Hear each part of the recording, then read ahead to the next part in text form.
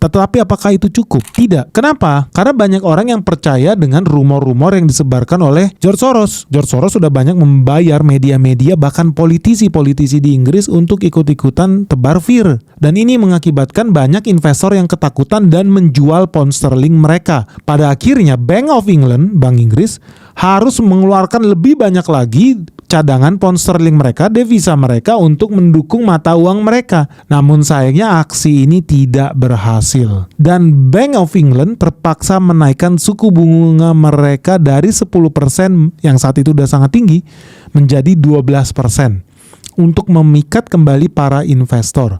Sayangnya aksi itu kembali gagal karena beberapa jam kemudian Bank of England kembali membuat pengumuman untuk menaikkan suku bunga mereka menjadi 15%. Tapi lagi-lagi tidak ada investor yang berminat.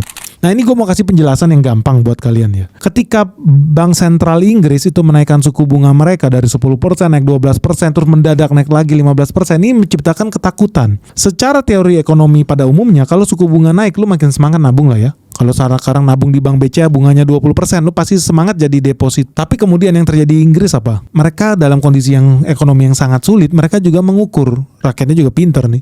Aneh juga ya, ekonomi lagi sulit, malah naik lagi jadi 10%, naik lagi jadi 12%, naik lagi jadi 15%. Jangan-jangan negara panik nih. Itu pertama. Yang kedua, orang akan berpikir, percuma lu nabung, sekarang hari ini $1 nilainya 16.300. Percuma lu nabung 16.300 rupiah, lu dapat bunga 15% kayak di Bank Inggris, tetapi mata uang lu melemah 30%. Logis nggak? Lu nyambung nggak apa yang gue bilang? So ketika kemudian Bank of England lagi-lagi membilang suku bunganya naik lagi, suku bunganya naik lagi, suku bunganya naik lagi, yang ditangkap oleh market adalah bentar lagi berarti nilai tukar pound sterling akan semakin turun, dan semakin turun.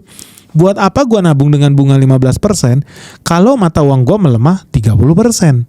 Dan itu yang terjadi ketika Bank of England menaikkan suku bunganya, itu menciptakan peluang, itu menggambarkan kepanikan bank sentral, dan ini membuat investor bukan semakin semangat nabung di Bank of England, tetapi semakin semangat untuk kabur dari Inggris, menjual pound sterling mereka dan membeli mata uang lain, salah satunya Deutsche Mark. Dan jangan heran, akibat keputusan itu mata uang pound sterling semakin anjlok dan Inggris mengalami kerugian hingga 3,3 miliar pound sterling. Dan pada akhirnya di bulan September 1992, ini tahun yang sama dengan serangan George Soros, pemerintah Inggris melakukan pertemuan darurat dan memutuskan untuk membawa Inggris keluar dari ERM.